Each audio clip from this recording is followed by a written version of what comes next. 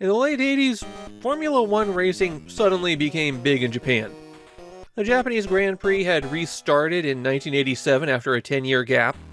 Satoru Nakajima gave Japan a national driver to root for. Fuji TV began broadcasting the races, and the bubble economy let lots of people dip their toes into racing as a hobby. On the video game side of things, the consequence of this was that there are a lot of F1 racing games that were released in the late 80s and early 90s. So the PC Engine was released at just the right time to get a lot of these. Final Lap Twin is Namco's entry, and it manages to bring a few new things to the table. Final Lap was originally an arcade game. It was Namco's follow-up to Pole Position. And the really special feature about that arcade game was that it came in a special cabinet, sitting side by side, letting two people race head-to-head. It wasn't the first time that somebody had done this, but it was the first time that somebody had done this and been successful. The game was a big hit in Japan, though it struggled with international distribution, being overseas cabinets a bit rare. In 1988, it received a Famicom port, and it was a relatively respectable version. It maintained the two cars racing head-to-head, but the tracks were pretty simplified. And here is the PC Engine's Final Lap Twin, which fits kind of in the middle between the two. It's not as dynamic as the arcade game, but there's a lot more action going on than in the Famicom version. When you start out, you've got a pretty big menu of options.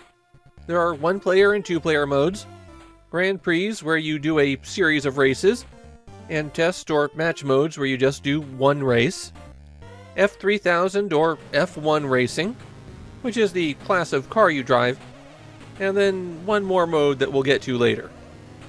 After you select how you're going to race, you've got your option of cars, and you've got your choice of automatics or manuals, as well as a decision between a car with better handling or a car with better top speed. The difference between F1 and F3000 also shows up in the car selection, since the F3000 have a bit less power. The real difference between F1 and F3000 is that F3000 cars have a lower top speed thanks to having more restricted engine requirements. Formula 3000 was actually getting a lot of attention in Japan at the time, since it was a bit more accessible, and it wound up being Japan's internal racing league, eventually becoming known as Super Formula. If you're running a Grand Prix, then there are 26 cars on the track, and you and your rival always start at the back of the pack. You have to finish 6th or better to continue on in the Grand Prix. And of course you'll earn points for your placement, and whoever has the highest total points at the end of the season is the winner. As you might expect for a racing game, Button 1 accelerates, Button 2 brakes. In Grand Prix mode, all races consist of 3 laps.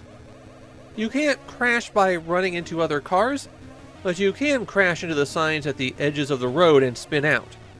This is actually worse than it sounds, since it's pretty common to not be able to get back on the road before you hit the next road sign and spin out again. For the most part, the racing is pretty smooth, though it did annoy me when there were 2 curves in quick succession, since you pretty much have to memorize the timing of the turns rather than watch the course. The tracks themselves look a little bit like real-world F1 courses, but they don't really match up all that well. There are 20 tracks in total, and in Grand Prix mode you have to clear 10 of them in order to complete a season. If you choose Test or Match, then you just pick out one of these tracks and run just one lap. It's everything you need to know in order to race in Final Lap Twin, but there was another menu option. Quest Mode gives you an RPG, a CarPG if you like. Namco created a similar RPG mode for World Court Tennis, and just like with that game, when Final Lap Twin was released in the US, they completely translated it to English. So let's just flip over and check that out. You start the adventure at your house, with your father giving you your current password, along with a little bit of starting cash, and sending you out to defeat all of the greatest racers in the world. Now, rather than taking part in F1 or F3000 races, you're driving remote-controlled mini four-wheel drive cars. Like most RPGs of the era, you have towns and an overworld linking them. And as you're wandering around in that overworld, you'll be confronted by other racers who will demand a match. You can try to turn it down and run away, but there's a chance you'll have to race anyways. These matches take place on the same 2 tracks, which don't occur in the regular Grand Prix mode. You've got an oval and you've got a figure 8. These tracks also have jumps on them, and in this case the jumps act as a speed boost. Also, if the jumps are located on a curve, you still follow the curve anyways, so I wouldn't think too hard about the physics of that one. If you win these random races, then you get some money. If you lose, then you go back to your house and your dad gives you a small amount of cash. When you start out, your car won't be able to beat anyone, but you can buy parts to upgrade it. There are 5 different parts that you can upgrade. The body will improve the chances of being able to walk away from a fight. The fuel tank gives you more turbo boost, which you activate by pressing up on the controller. You refill the turbo boost by going to the test track in every town and buying fuel there for $100. Naturally, tires improve your grip as you go around corners, and engines improve your top speed. Finally, the wing increases how long you stay in the air after a jump.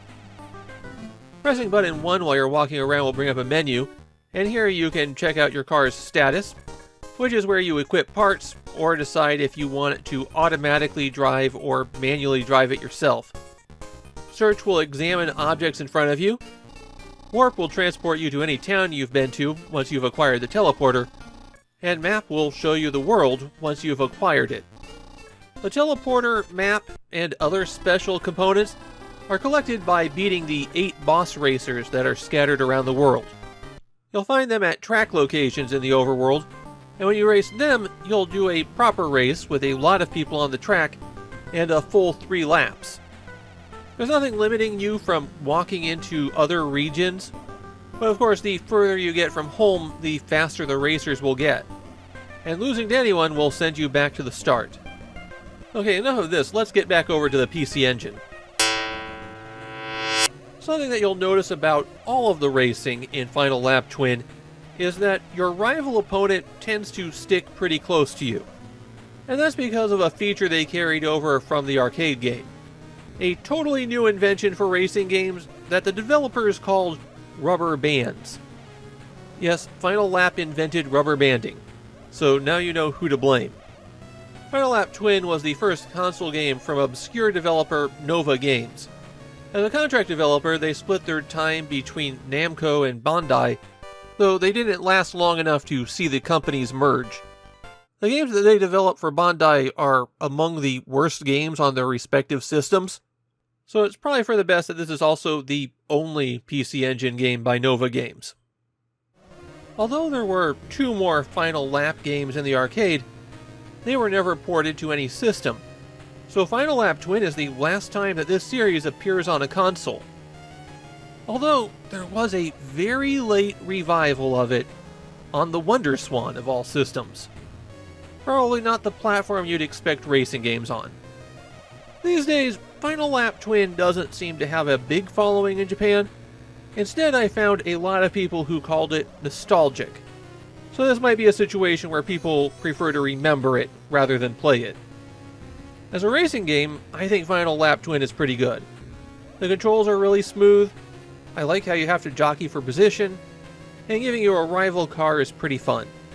The RPG mode, on the other hand, winds up dragging, because resolving a race takes about a minute and a half, and it just slows everything down.